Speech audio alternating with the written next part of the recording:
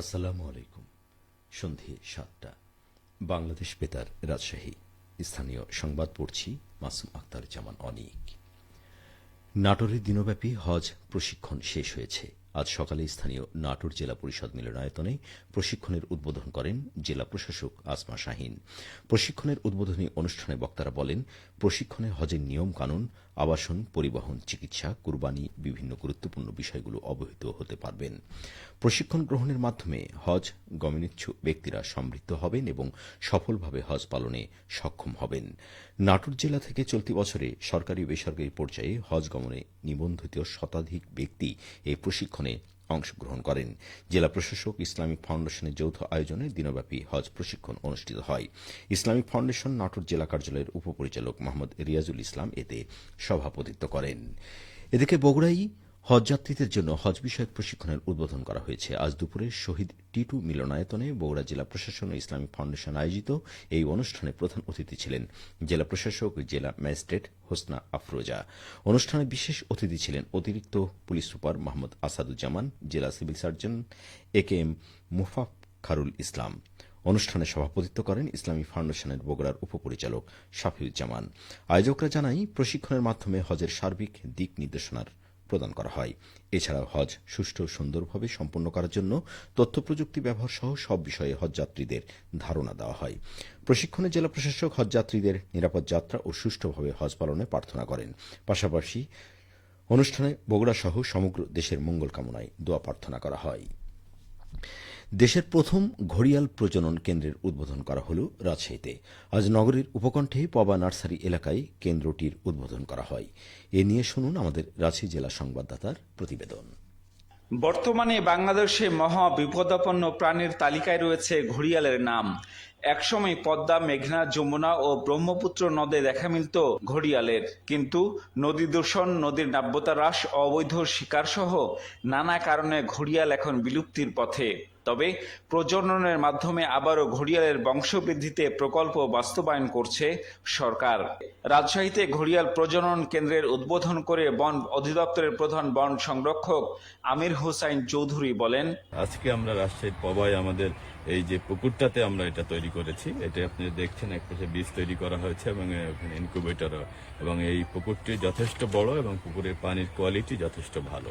সুতরাং সার্বিকভাবে মনে হচ্ছে যে এই পরিবেশটি এখানে ব্রিডিং এর জন্য এবং বাচ্চা ফোটানোর জন্য আদর্শ বলে মনে হচ্ছে।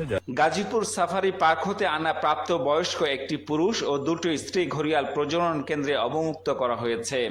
উদ্বোধনী অনুষ্ঠানে যোগ দিয়ে ঘড়িয়াল গবেষক ও জাহাঙ্গীরনগর বিশ্ববিদ্যালয়ের প্রাণীবিদ্যা বিভাগের অধ্যাপক ডক্টর কামরুল হাসান বলেন, প্রাকৃতিক পরিবেশে ও কৃত্রিম প্রজননের মাধ্যমে ঘড়িয়ালের বংশবৃদ্ধির চেষ্টা করা হচ্ছে। আমরা আশাবাদী যে সামনের সিজনে হয়তো আমরা সাকসেসফুলি ডিম পাবো, এবং ডিমগুলো পেলে প্রাকৃতিক এবং ইনকিউবেটর দুইভাবেই আমরা চেষ্টা করে দেখব এটা হ্যাচ করানোর জন্য। এবং সাকসেসফুলি হ্যাচ হলে এখানে যে ব্রিডিং সেন্টারে কমপ্লিট ডিজাইন আছে, যে বাচ্চা কোথায় থাকবে, কোয়ারেন্টাইন কোথায় হবে, ইনকিউবেশন কোথায় হবে, এগুলো সবকিছু বাস্তবায়ন হলে, এবং আমরা আশাবাদী যে এখান থেকে আমরা ভালোভাবেই যে বাচ্চাগুলো পাবো সেগুলো হয়তো রিইন্ট্রোডিউস করা যাবে পদ্মা এবং যমুনা। রংপুর চিড়িয়াখানা থেকে আরেকটি স্ত্রী ঘড়িয়াল এনে ছাড়া হবে রাজশাহীর এই প্রজনন কেন্দ্রে। আশা করা হচ্ছে আসছে মৌসুমেই ডিম দেবে ঘড়িয়ালগুলো। জিয়াউল গনি সেলিম, জেলা সংবাদদাতা, বাংলাদেশ বেতার, রাজশাহী।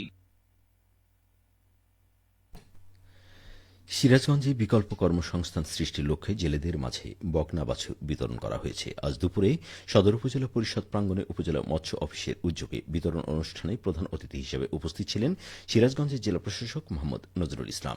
এ সময় তিনি বলেন, ইলিশ আহরণ নিষেধাজ্ঞা চলমান থাকায় সময়ে জেলেরা বেকার হয়ে যায়, এতে পরিবারগুলো অর্থকষ্টে পড়ে। এই অবস্থা থেকে উত্তরণে জেলেদের বিকল্প কর্মসংস্থান সৃষ্টির এই উদ্যোগ খুবই ভালো। এর মাধ্যমে জেলেদের বিকল্প কর্মসংস্থান হবে, একই সাথে জাটকা আহরণ বন্ধ হওয়ায় বৃদ্ধি পাবে ইলিশ। সদর উপজেলা নির্বাহী কর্মকর্তা মোহাম্মদ মনোয়ার হোসেনের সভাপতিত্বে উপস্থিত ছিলেন সিরাজগঞ্জ জেলা মৎস্য কর্মকর্তা শাহিনুর রহমান ও সদর উপজেলা কৃষি অফিসার কৃষিবিদ আনোয়ার সাদাত। উল্লেখ্য, 2024-25 অর্থ বছরে ইলিশ সম্পদ উন্নয়ন ও ব্যবস্থাপনা প্রকল্পের আওতায় জেলেদের মাঝে বকনা বাছুর বিতরণ করা হয়। ক্রাফট ইনস্ট্রাক্টরদের পদোন্নতি বাতিল সহ ৬ দফার দাবিতে বিক্ষোভ সমাবেশ করেছে বগুড়া সরকারি পলিটেকনিক ইনস্টিটিউটের শিক্ষার্থীরা। আজ সকাল থেকে দুপুর পর্যন্ত শহরে 0.7 মাথায় সড়ক অবরোধ করেন তারা। পরে 0 সংলগ্ন মুক্তমঞ্চের সামনে সমাবেশ করেন। সমাবেশে বক্তারা বলেন, তাদের দাবি পূরণ না হলে আগামী 16 এপ্রিল থেকে সারা দেশের সকল পলিটেকনিক ইনস্টিটিউটে কঠোর কর্মসূচি পালন করা হবে। দফাগুলো হল ক্রাফট ইনস্ট্রাক্টরদের জুনিয়র ইনস্ট্রাক্টর পদে পদোন্নতি সংক্রান্ত উচ্চ আদালতের রায় বাতিল, ডিপ্লোমা ইঞ্জিনিয়ারিং কোর্সে যেকোনো বয়সে ভর্তির সুযোগ বাতিল, স্বশাসিত প্রতিষ্ঠানে ডিপ্লোমা প্রকৌশলীদের নিয়োগকৃতদের বিরুদ্ধে আইনি ব্যবস্থা গ্রহণ, সকল শূন্য পদে দক্ষ শিক্ষক, ল্যাব সহকারী নিয়োগ বিজ্ঞপ্তি প্রকাশ এবং ডিপ্লোমা প্রকৌশলীদের জন্য প্রাইভেট সেক্টরে সর্বনিম্ন বেতন স্কেল নির্ধারণ করে দিতে হবে। সবশেষে আবহাওয়া। আজ রাজশাহীতে সর্বোচ্চ তাপমাত্রা ছিল 33 ডিগ্রি এবং সর্বনিম্ন 21.5 ডিগ্রি সেলসিয়াস। সন্ধ্যে 6টায় বাতাসে আপেক্ষিক আর্দ্রতার পরিমাণ ছিল 59%। রাজশাহী পার্শ্ববর্তী এলাকায় আগামীকাল সূর্যোদয় ভোর 5:42। সংবাদ শেষ হল।